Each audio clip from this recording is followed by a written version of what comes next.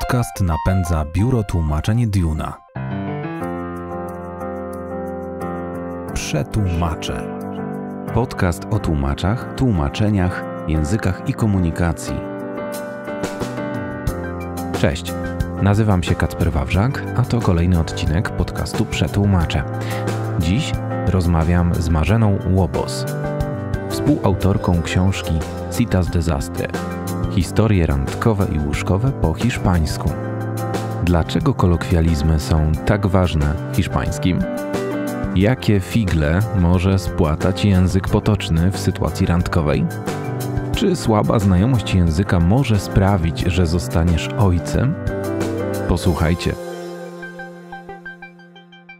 Cześć wszystkim, nazywam się Marzena Łobos, jestem filolożką języka hiszpańskiego i na co dzień mieszkam w Walencji.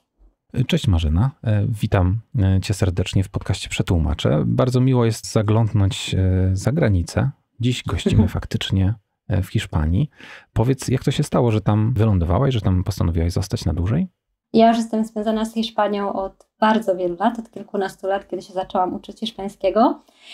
No i pierwsze były wymiany studenckie. Pierwsze mieszkałam w Granadzie przez jakiś czas, potem mieszkałam w Las Palmas na Gran Canaria przez prawie cały rok.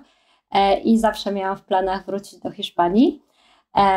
Potem pojechałam na wakacje do Walencji. Bardzo mi się spodobało w Walencji.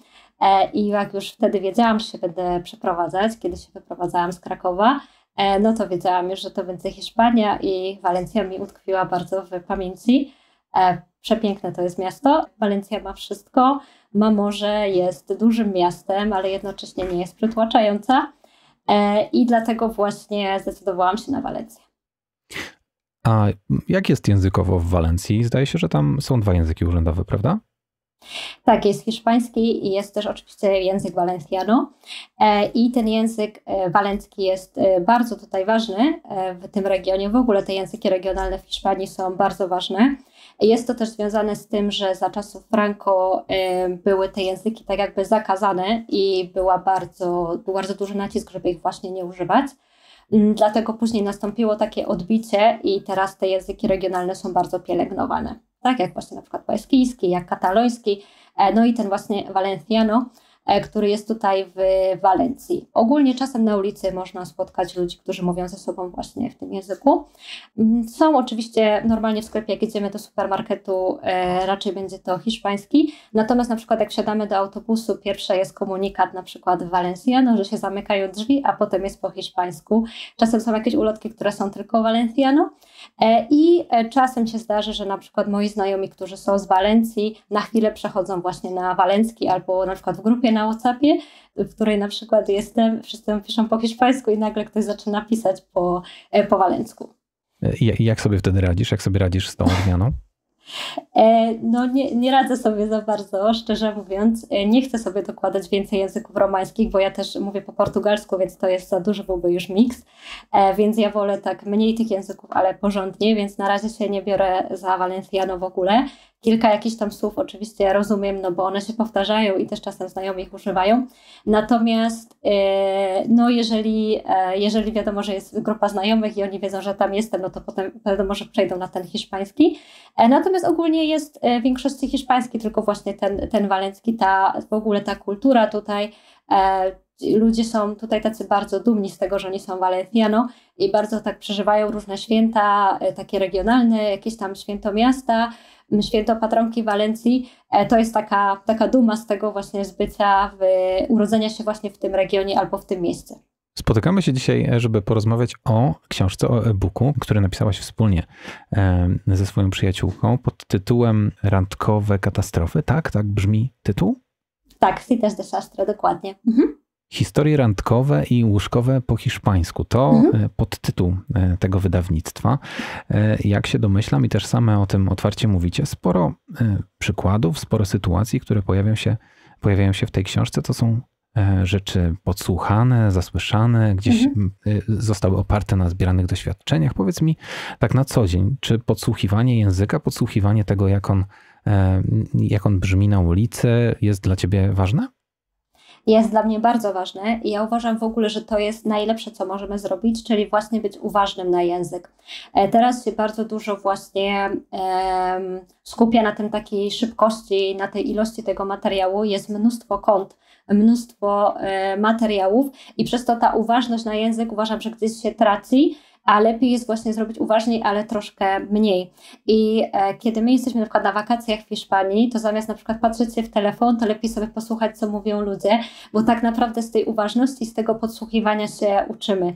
I nawet osoby, które są z językiem związane kilkanaście lat, tak jak ja, które uczą, które mówią płynnie, mogą się z tego podsłuchiwania bardzo, bardzo dużo nauczyć. Więc ja bardzo lubię to robić. Uwielbiam sobie czasem usiąść nawet i po prostu posłuchać, co ludzie mówią obok, bo to jest też bardzo ważne dla naszego też słownictwa, rozumienia kultury, też dla intonacji, bo intonacja hiszpańska jest bardzo różna od polskiej, w jaki sposób intonują, w jaki sposób się wyrażają, jakie też właśnie robią do tego gesty, to już bardziej podpatrywanie, ale to podsłuchiwanie języka na żywo to też jest moim zdaniem taki duży przywilej dzisiejszych czasów, tego nomadowania, tak? I tego przywileju, że możemy pracować z każdego miejsca i możemy kogoś posłuchać na żywo, bo kiedyś jeszcze wiadomo nie było takich możliwości.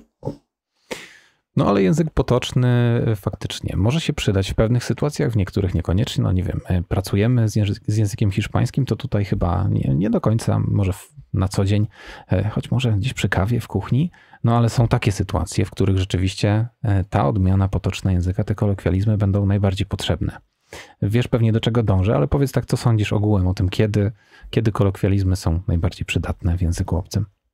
To znaczy uważam, że sytuacja w hiszpańskim jest w ogóle taka bardzo specyficzna, ponieważ ten język potoczny naprawdę pojawia się na bardzo wielu poziomach i w bardzo wielu sytuacjach, nawet takich powiedzmy dosyć oficjalnych możemy powiedzieć.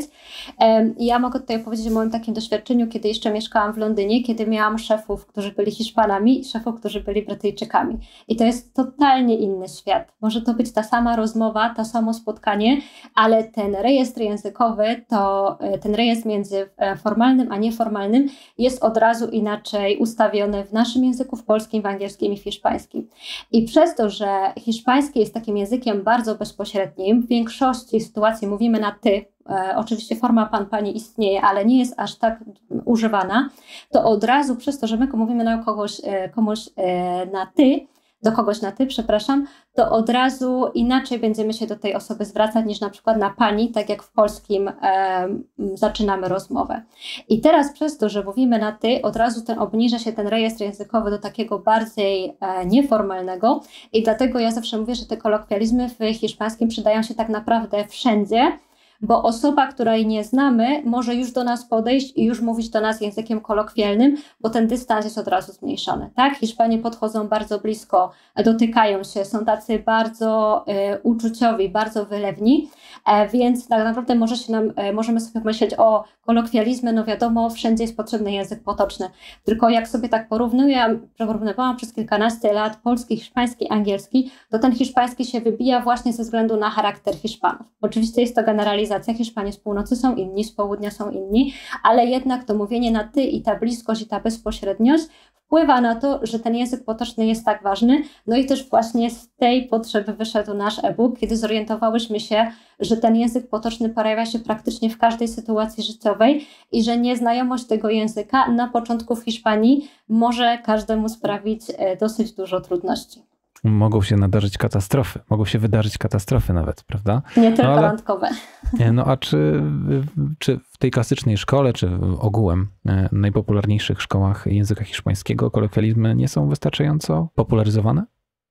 To znaczy teraz sama też pracując na podręcznikach widzę, że te książki są już inne, troszkę się zmieniają i te rozmowy są bardziej naturalne niż na przykład książki, z których ja się uczyłam jak miałam 16 lat, czyli jakieś już prawie ponad 15 lat temu i już się pojawiają, widzę też właśnie na nowych wydaniach jakieś właśnie takie wykrzyknienia, kolokwializmy, jakieś takie na przykład rozmowy między nastolatkami. Kiedyś tego nie było. Natomiast i tak to wprowadzanie kolokwializmów jest troszeczkę problematyczne, no bo wiadomo, że na początku uczeń się musi nauczyć podstaw, więc my mu nie możemy go zarzucić kolokwializmami. Natomiast warto gdzieś tam już od początku powiedzieć, książkowo jest tak, ale Hiszpan by to tak naprawdę powiedział tak, nie?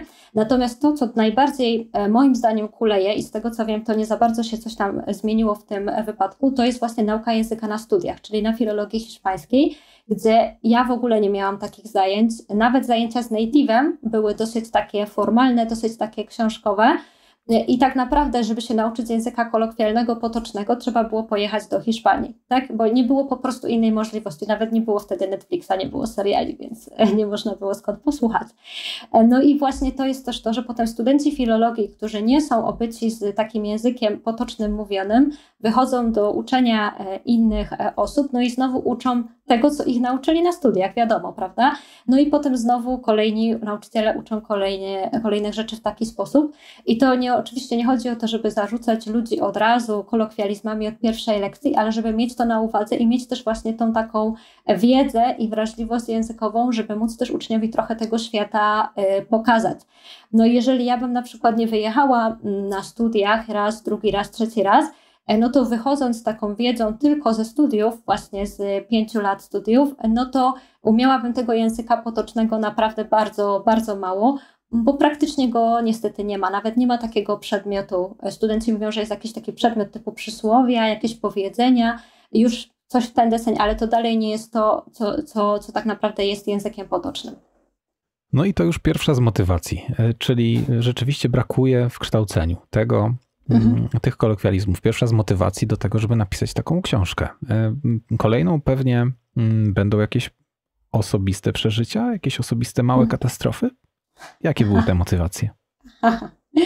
To znaczy w ogóle muszę tutaj oczywiście powiedzieć, że pomysł był Natalii, czyli współautorki e-booka, Natalii Karpacz. Ona już wcześniej wydała pierwszego e-booka, który właśnie opierał się tylko na jej doświadczeniach z wyjazdów za granicę i tam był właśnie taki e-book w podobnej formie do naszego. Były krótkie historie o czasach przeszłych w hiszpańskim, więc tam można było te czasy przeszłe ćwiczyć i później właśnie Natalia wpadła na pomysł, żeby zrobić podobnego e-booka z takim bardzo rozległym tematem gramatycznym w hiszpańskim, czyli trybem subjuntivo, z którym bardzo wiele osób też ma problem. No i motywacją było też właśnie osoby, które pytały, czy będzie coś takiego podobnego, ale do nauki subjuntivo.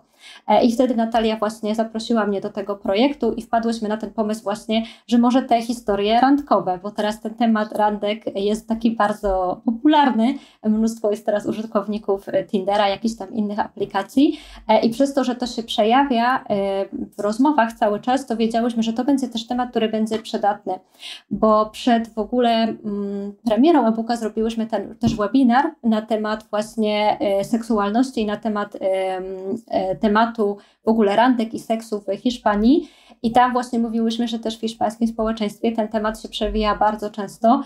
To jest temat nie tylko w Polsce topowy, ale w Hiszpanii nawet bardziej, ponieważ Hiszpanie później o wiele zawierają związki małżeńskie.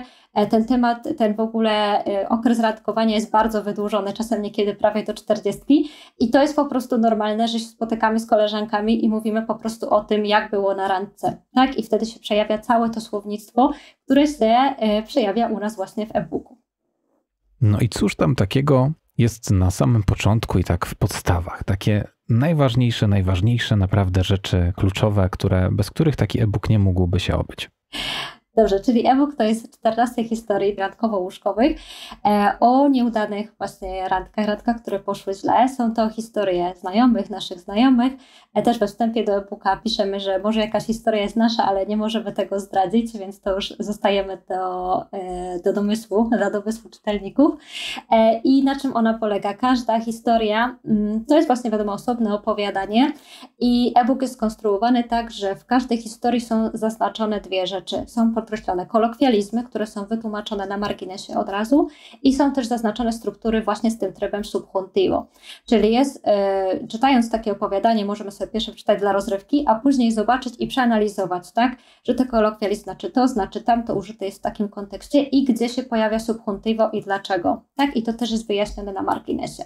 Po każdym takim opowiadaniu jest krótkie ćwiczonko, znowu na kolokwializmy, które się już pojawiło, żeby od razu móc je przećwiczyć i później po 7 opowiadaniach jest taka duża partia ćwiczeń właśnie mieszanych na kolokwializmy i na tryb subjuntivo. Potem idzie kolejnych 7 opowiadań, znowu różne katastrofy randkowe, które się przydarzyły i znowu ten sam scenariusz i znowu bardzo duża partia ćwiczeń po 7 znowu historiach. Więc my tutaj zawsze w tym e-booku zalecamy, żeby pracować z nim tak jakby 3-torowo. Możemy pierwsze przeczytać w ogóle, żeby się dobrze pobawić z taką historią, potem zwrócić, gdzie jest subjuntivo, a potem na koniec zwrócić sobie uwagę na kolokwializmy i dzięki temu możemy tak dogłębniej sobie wejść i nie traktować to tylko jako takiej książki, którą można sobie przeczytać, bo przecież to jest też po to, żeby sobie poćwiczyć. I na sam koniec jest również właśnie taki bonus, gdzie są już same ćwiczenia na subjuntivo, takie typowe do odmieniania form, żeby jeszcze można było sobie poćwiczyć więcej tego wszystkiego. Więc jest to taki właśnie 3 takie filary, które chciałybyśmy, żeby zostały spełnione i zostały spełnione w tym e-booku. Czyli właśnie czytanie, rozrywka, żeby też ta książka nie była nudna, żeby się nie nużyć przy niej. Później jest ten tryb subjuntivo, który jest bardzo problematyczny dla uczniów i na koniec właśnie ten język potoczny, te zwroty nie tylko randkowo-łóżkowe, bo jest tam mnóstwo innych zwrotów, które są tak naprawdę na co dzień używane przez Hiszpanów, więc zależało nam na takim kompleksowym produkcie, który będzie spełniał różne oczekiwania, tak? Bo często na przykład uczniowie biorą książkę i mówią, ta książka jest dla mnie za długa, albo się męczą, bo jest za trudna, albo na przykład ich bardzo irytuje, że muszą cały czas chodzić do słownika. Więc gdzieś tam wszystkie te problemy próbowałyśmy rozwiązać, tak? Więc zwrócić uwagę na tą gramatykę, zwrócić uwagę, żeby były krótkie opowiadania, żeby nie było takiego ile jeszcze do końca zostało. Plus właśnie na koniec, żeby te kolokwializmy się pojawiły i żeby były od razu wyjaśnione na marginesie, wtedy sobie tylko zerkamy, wracamy i nie musimy szukać znaczeń, szczególnie, że bardzo dużo wyrażeń potocznych nie ma odpowiednika, są zrobione opisowo albo są przetłumaczone w taki sposób typowy dla jakiegoś kontekstu.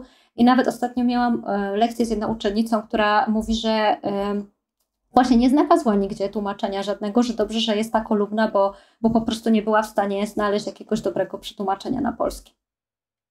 Ciekaw jestem, czy w Polsce znalazłyby się takie zwroty, które naprawdę wymagałyby jakiegoś szczególnego tłumaczenia, takie zwroty typowo randkowe. No ale powiedz proszę, jakie są te zwroty używane w sytuacjach randkowych po hiszpańsku, które mogłyby zaskoczyć osobę, powiedzmy, która już troszeczkę pouczyła się hiszpańskiego, poszła na jakąś randkę, uczestnik bądź uczestniczka tej randki coś powiedziała i tak nie do końca wiadomo, o co chodzi. Albo można się domyślić, o co chodzi, ale jakby nie ma tej pewności. Tak, jest takie słówko po hiszpańsku tontear. Tontear od słówka tonto, czyli głupi, i to tak naprawdę może znaczyć w kontekście takim neutralnym wygłupiać się, ale to tak naprawdę też oznacza flirtować, tak? Czyli tak właśnie jak jest taka faza, kiedy jeszcze nie wiadomo, kiedy kogoś chcemy wybadać, etc. Więc takie słówko właśnie tontear może się pojawić i ktoś może nie wiedzieć w ogóle, o co chodzi, czy ktoś mówi coś o właśnie jakimś głupich rzeczach czy coś. Jest takie słówko po hiszpańsku flirtear, właśnie odflirtować, natomiast jego się używa rzadko i może troszkę też sztucznie brzmieć, więc na przykład to tontear jest takim słówkiem dosyć takim podchwytliwym może być. Też jest taki zwrot po hiszpańsku, on też chyba w Polsce działa, z tego co wiem, jak ktoś nas zaprasza do domu i mówi, że na Netflix and chill, no to jeżeli taki Hiszpan użyje takiego zwrotu, no to raczej nie idziemy do jego domu oglądać Netflixa, tylko raczej jest to po prostu zawoalowane zaproszenie właśnie do domu. Też jeśli chodzi na przykład o takie zwroty, kiedy ktoś nam opowiada, że był na randce i że coś się tam stało, jest też taki fajny zwrot, który brzmi hacer la cobra, czyli tak naprawdę zrobić kobrę, to oznacza coś takiego, że jeżeli ktoś chce nas pocałować, to my odchylamy głowę, tak jak kobra, tak jak wąż i wtedy chcemy tego pocałunku uniknąć. Więc jeżeli moja koleżanka Hiszpanka mówi, że nagle komuś właśnie zrobiła to, czyli mówi hice la cobra, właśnie będzie oznaczało to, że po prostu odchyliła głowę, że nie chciała się z tym mężczyzną pocałować. No i właśnie to jest to zrozumienie, tak? Kiedy mi Hiszpanka coś opowiada, to ja bym chciała rozumieć, co ona na tej randce przeżyła, no ale jak ja tego zwrotu nie znam, no to znowu będę się zastanawiała w ogóle, o co chodzi. Więc mniej więcej tak takie zwroty sobie możemy tutaj w naszym e-booku poznać. A kiedy już je poznamy, to na pewno łatwiej nam będzie szło w takich sytuacjach oczywiście, ale to chyba przyda się nam również taki zasób słownictwa, przyda się nam również w innych sytuacjach, chociażby przy wspomnianym Netflixie, przy wspomnianych serialach, czy jeżeli chodzi o tę popkulturę hiszpańską, to tam również gości dużo języka potocznego? Ogromnie dużo i teraz mamy właśnie te możliwości, że jest ten Netflix i możemy sobie pooglądać i posłuchać tego języka. Tak jak mówiłam, no wcześniej nie było raczej czegoś takiego i właśnie teraz mamy dlatego problem z uczniami, że oni włączają serial po hiszpańsku, na przykład taki bardzo sławny serial Valeria, który wiem też, że oglądają osoby, które nigdy się nie uczyły hiszpańskiego i nagle mówią do mnie: Marzena, ja tam nic nie rozumiem. Tak?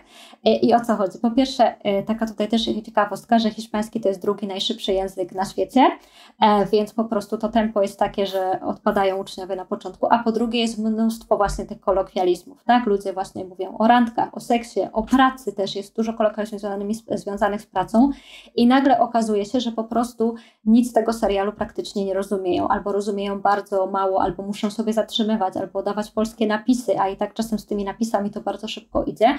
I właśnie też jedną z tych zalet naszego e-booka i też go tak promujemy, jest właśnie to, że w końcu te seriale troszeczkę lepiej się zaczyna rozumieć. Nawet właśnie dostałam niedawno wiadomość od jednego obserwatora, że on czyta tego e-booka i mówi do mnie: Marzena, kurczę, przecież to jest to, co ja słyszę w serialu. I ja teraz przynajmniej wiem, o co chodzi, bo jest do tego wytłumaczenie, a jak oglądamy ten serial, no to ciężko nam jest stopować cały czas, bo też nas to irytuje. I potem jest taki impas, nie możemy nadążyć, nie chce się nam stopować i zamiast jakby czerpać przyjemność z tego serialu, to po prostu się to wszystko robi takie stresujące zamiast relaksujące. Tak, więc też ten e-book był napisany też po to, żeby móc sobie spokojnie później taki serial obejrzeć, żeby gdzieś te kolokwializmy, które są naprawdę powtarzane w popkulturze, zostały przez uczniów przyswojone i dzięki temu mogły właśnie też lepiej rozumieć kulturę hiszpańską, no i właśnie te najpopularniejsze seriale, które teraz królują nie tylko w Hiszpanii, ale też na przykład właśnie w innych krajach.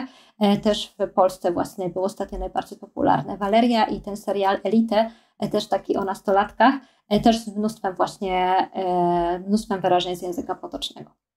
A powiedz mi więcej o tym, jak zbierane były te historie, może nie tyle same historie, co jak zmierzyłyście to zapotrzebowanie na wytłumaczenie tych, a nie innych kolokwializmów. Jak te kolokwializmy gdzieś pojawiały się w notatniku? Czy chodziło o ich częstotliwość pojawiania się, czy właśnie taką raczej istotność w życiu prywatnym, w tych sytuacjach randkowych? Jak prowadziłyście te selekcje? No bo przecież ilość miejsca jest gdzieś tam ograniczona. Mhm. Czyli tak, wiedziałyśmy na początku, tak jak Ci wspominałam, że temat randkowy jest ważny, że jest ważny dla naszej popkultury i dla hiszpańskiej popkultury, dlatego ten temat był już wybrany. No i potem właśnie przypominałyśmy sobie różne historie, tak? Jakieś właśnie ktoś nam opowiedział, a ja gdzieś usłyszałam, a potem ktoś mówi: a ty piszesz tego e-booka, to ja przecież miałam taką historię, więc potem zaczęłyśmy zbierać historie, ja 7, Natalia swoje 7. No i później już w procesie pisania po prostu, wiadomo, mając na co dzień kontakt z językiem, zarówno ja i Natalia, jesteśmy usłuchane z tymi kolokwializmami, też te, które się pojawiają w serialach, więc pisząc każdą historię starałyśmy się gdzieś te kolokwializmy najbardziej popularne włączyć. Był to taki proces dosyć dla nas ciężki, no bo trzeba napisać historię, a jednocześnie włączyć tam kolokwializmy, ale żeby to nie brzmiało sztucznie, ale żeby nie było tego za mało, żeby nie było za dużo, plus jeszcze dołożyłyśmy to subjuntivo, więc przy pisaniu tych historii to po prostu mózg nam parował. Natomiast właśnie słówka były takie, które tak naprawdę brałyśmy z głowy i które też pasowały do sytuacji. Tak? Czyli jeżeli na przykład ja opisywałam, że starsza dziewczyna się umawia z młodym facetem, no to wtedy dawałam na to kolokwializm, bo jest na to taki kolokwializm hiszpański. Kiedy ktoś kogoś wystawił do wiatru, oczywiście też jest na to kolokwializm, tak? Więc też bazowałyśmy na naszej takiej kilkunastoletniej wiedzy, no i na tym, co tak naprawdę wiemy i co nam też opowiadają nasi znajomi Hiszpanie. Czy ktoś już wprowadził w życie wiedzę, którą zdobył dzięki waszemu e-bookowi? Tak, no wydałyśmy go bardzo niedawno, więc jeszcze część uczniów dopiero mówi mi, że jest dopiero na pierwszych historiach. Na razie, żeby tak wprowadzać w życie, to chyba jest za wcześnie, bo e-book był wydany chyba 10 dni temu, jeśli dobrze myślę. Natomiast już wiem, że uczniowie pracują z e-bookiem i że się im podoba i wiem, że też niektórzy mówią, że się wciągnęli bardzo w te historie, je potem czytali do nocy, bo chcieli wiedzieć, co się stało w kolejnej i jak się te randki dalej rozwiązywały wszystkie. Więc na takim poziomie rozrywkowym na pewno uczniowie pracują i na tym poziomie też kolokwialnym też. I też mamy uczniów, to też nas bardzo zadowoliło, którzy widząc, jak dużo się pojawia też tego trybu subjuntivo, na przykład piszą do nas, czy możemy im polecić jakieś jeszcze książki do gramatyki, żeby jeszcze na to subjuntivo spojrzeć z takiego bardziej gramatycznego, szkolnego punktu widzenia i żeby też lepiej rozumieć użycie tego subjuntivo w e-booku. Więc też wydaje mi się, że na tym polu gramatycznym uczniowie zaczynają pracować i że to daje naprawdę bardzo fajne owoce. To, jak opisujecie to w sieci, rzeczywiście jest bardzo kuszące i na pewno nie chciałbym tutaj psuć niespodzianek czytelnikom, ale jedna sprawa bardzo mnie i myślę, że słuchaczy i słuchaczki również zainteresuje. Ja wiem, że boimy się wszyscy takich sytuacji, kiedy faktycznie coś niebezpiecznego może się wydarzyć przez lapsus językowy, przez błędnie użyte słowa. Na waszej stronie znalazłem jedno z takich niebezpieczeństw i po prostu włosy dęba stają, więc może cokolwiek o tym proszę cię zdrać. Jak słaba znajomość języka może sprawić, że zostaniesz ojcem? Tak, to jest historia prawdziwa, tak jak wszystkie zresztą w naszym e-booku i trudno ludziom jest w to uwierzyć, ale to jest historia, którą ja pisałam i została mi opowiedziana przez taką zaufaną osobę. Tu akurat chodziło nie o znajomość języka hiszpańskiego, ale języka angielskiego.